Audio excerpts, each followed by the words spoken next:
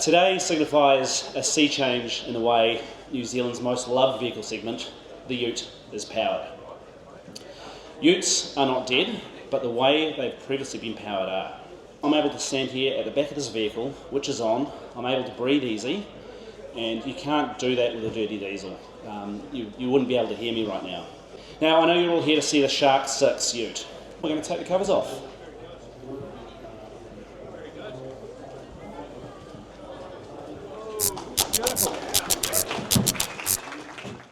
Right, so what you saw there was the covers being pulled off the BYD Shark. So this is the second country in the world to get to see the Shark properly.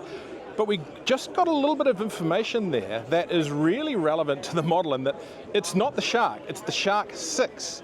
And our understanding is that paves the way for other Shark models, so other ute models, to come into the market. Specifically, we think there's 2 more coming in the very near future, and hopefully one of those is a BEV. But we think there's going to be different body sizes, maybe one bigger, maybe one smaller. It'll be interesting to see what comes. So just looking at the ute now, and we've got a lot of people around it, so we'll get our chance to have a look at it shortly. Let's run through some of the numbers, and we've just got these here.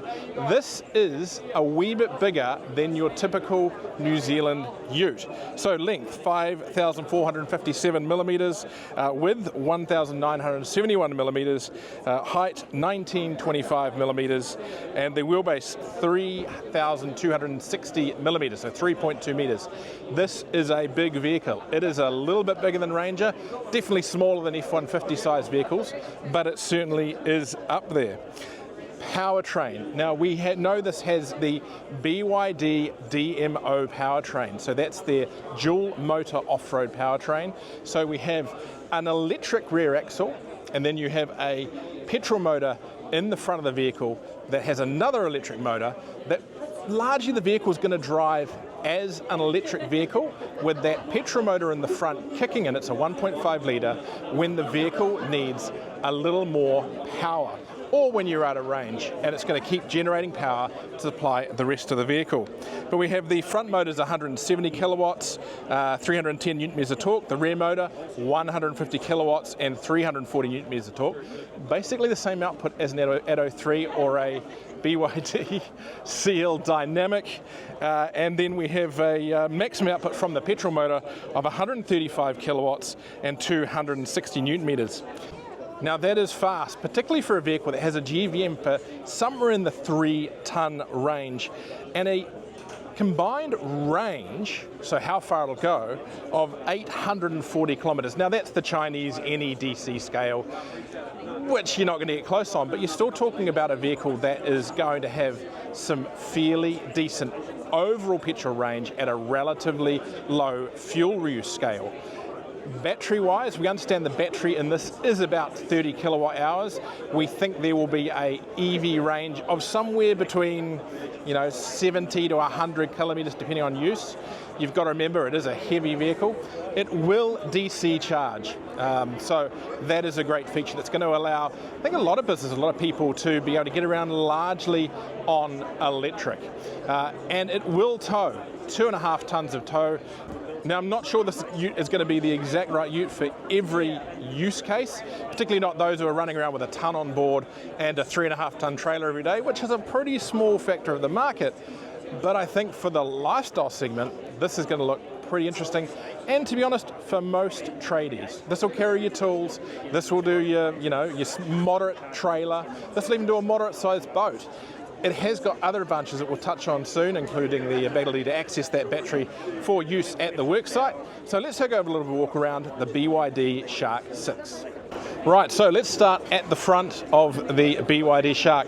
Obviously, it's no mistake this is a big commercial vehicle. They've really gone for an aggressive, boxy styling. You can argue about where the influences are from.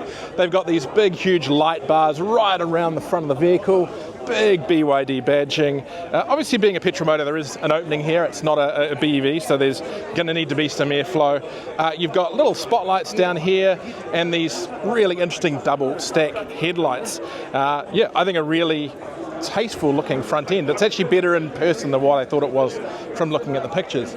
Now, if we come around this side, on this model, and we don't know how this is going to relate to the final vehicle. We have big 18-inch wheels on that, some nice chunky kind of road orientated Continental tyres on there at the moment. Big square wing mirrors with cameras. There's a camera at the front as well, so obviously this is going to have, like most Chinese vehicles, a really comprehensive 360-degree camera system. Nice plastic body cladding down the lower parts to protect the vehicle. And if we come around here, we'll ignore the interior for a minute. We will go in there shortly. We have a sports bar. Again, we're not sure if that's going to be standard, but pretty impressive. Over here, the charging flap. So here we go. If we zoom in here, we have CCS Type 2 charging. A nice indicator there for charging on there as well. DC-wise, they're saying 0 to 80 in about 45 minutes. So it's not going to be lightning fast charging, but for a small battery, that's kind of to be expected. So that's there. Now, if we come around the back, you have plastic capping all around. You've got these big chunky lights here, black plastic bumpers, a big step there, and a BYD across the back, and this huge big light bar. Now, where's the handle, you may say? There is no handle. There's a button here though. You touch that twice, opens with a soft close. I'm not sure if you touch that, it's going to close. No, it's just going to stay there. It's a manual lift up. But a big tray here. Interestingly, there's a light in the tray. This has a liner. I'm not sure if this is going to be standard or if that's going to be an add-on. But yeah, a really nice big square tray and relatively low profile wheel arches too. And then if we come over here, and if our camera comes around this side and shoots from that direction, we have power points over there in the corner. So of course you've got access to, I believe, 2.4 kilowatts of power in the back here. They're charging some lovely Makita tools. Yeah, that will be handy on the work site. So imagine you can put a big skill saw or something out here, plug it in there and power it. And 30 kilowatts of power, 30 kilowatt hours of power will last you quite a long time. Now, interestingly, there's a light in the tray, which I think is handy. And there are 4 tie down points. Personally, I like to see more, but that's still a reasonably good number. Let's close that back up again. It's quite heavy, that door. Be nice to see it maybe a little more balanced with a strut or something, but no worse than anything else in the industry. Payload is rated at 830 kilograms, which is down on the best of the market, but still a strong usable figure. Interestingly, this will be one of the few units in the market with an independent rear suspension setup. Okay, let's go and have a look inside the BYD Shark 6. Right, so time to check out the interior. Now, firstly, proper door handles. I do like a proper door handle. And really big, beefy side steps. They are some of the chunkier, more solid side steps I've seen in a while. But if we jump in, this is a really high quality interior. We have this big, thick steering wheel. It's almost too thick. I actually feel like they need a less thick steering wheel. Lots of buttons. So we've got the audio system there. It's probably got the BYD audio system for talking with the car. Hey BYD. There we go. We have mode selection. We've got terrain select there, which will be for the 4-wheel drive system. We have the adaptive cruise control, all those driver assistance features over there. Now we have a screen in front of the driver. Go away BYD.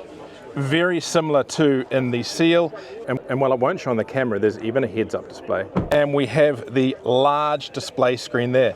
Now this looks to be a slightly more advanced or updated version of the same infotainment system we have seen in the Seal and the Addo. It all just looks a little more detailed, a little more fine-tuned.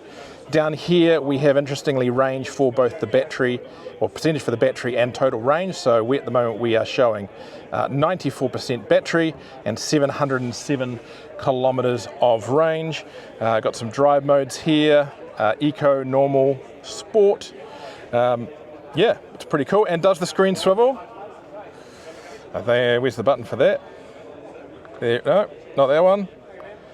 I don't know. I believe it does, but I can't seem to find the button for it today. Now in the center console here we have air vents, nice colour trims on these, wireless charger there that I believe is ventilated as well, and you have this transmission shifter here. Again, it's really chunky to hand. I'm not sure how big they think the hands are of tradies and ute owners at this end of the world, but they're almost too big to get your hand around. And down here we have more buttons. We have the transmission shifter, the air conditioning controls. We have a start-stop button there. We have the switch to switch between hybrid and electric vehicle and hazards, that kind of thing. And back here, cup holders and a nice big center console with a USB-A and a USB-C. Over here we have a big storage cubby and a glove box. There you go, it does have a glove box. Now the seats themselves, the seats are impressively comfortable. They are really supportive, good side support. These don't feel like ute seats, and they are in the front electric and they are heated. But I'm going to go and have a quick look at the rear seat and see what that's like. Right, so jumping in the back, and I've set the front seat for me, a little bit over 6 foot, rather chunky, and that is comfortable. Plenty of leg room, plenty of foot room, lots of foot room. And the seat back is actually angled a lot more back than I'm used to in utes in New Zealand. The seat, I'm not sure you're necessarily going to find it comfortable with 3 adults, but it's pretty darn close. It is certainly one of the better that I've seen in the market. Down here you've got more USB ports, a USB-C and a USB-A, and you have a 10 amp house power, 240 watt power there as well. Seat pockets, and again, this is just a really premium place to be, and lots of headroom. That is a good amount of headroom. This hat's quite tall, but take that off. Decent amount of headroom. Yeah, even with the chunky seats, even with them all the way back for me as a 6 footer, this place is definitely a step up when it comes to spaciousness compared to the average ute in the New Zealand market. And I think quality-wise too, the materials and finishes are great. I mean, I've never seen this in a market before, an actual grab handle, proper grab handle, 2 of them really, for the rear seats. Safety-wise, I'm seeing side airbags and all that kind of labels around. It's going to be clear that the vehicle would have that. Other little touches, rear air vents, that's nice to have and not standard fitment throughout the market. So that is the interior of the BYD Shark 6. Let's go outside and sum up. BYD Auto New Zealand won't discuss pricing or specifications, but we do understand there'll be dynamic and premium models. Now, we've looked at the Mexican pricing where the vehicle is already launched, and we analysed from that the entry level will probably start in the high $70,000 range, putting it up against the likes of the Ford Ranger Wildtrak, but underneath the expected price of the Ford Ranger plug-in hybrid. Right, so that is the BYD Shark 6, and yeah, reiterating there the 6, that's the kind of new bit of news from today, is that this vehicle will have siblings, it seems, Sharklets. So, impressive, really impressive. I'm impressed with the size, I'm impressed with the quality, particularly the interior, even though this vehicle arguably may not be entirely representative of what we get in the long run. And impressed with things like independent rear suspension, the space. I think the payload's actually pretty decent, you know. We talk a lot about 1 tonne, but 830 kilos is a lot of load for a small tray. Now, sure, the towing, 2.5 tonne, would be nice if it was more. Be interesting to see what they come out with in future models and see if they can't up that, or potentially even whether they can get a re-rating on this at some point. But yeah, you can go and place your order now at I think bydauto.co.nz, $300 refundable deposit, get yourself on the list for the vehicle. But no doubt a lot of you'll be wanting to wait for either to go and have a chance to drive it yourself at a dealership sometime later this year, or once we get the review here on EVs and Beyond. So to see that and to keep up to date, like and subscribe down below, and we catch you soon on EVs and Beyond.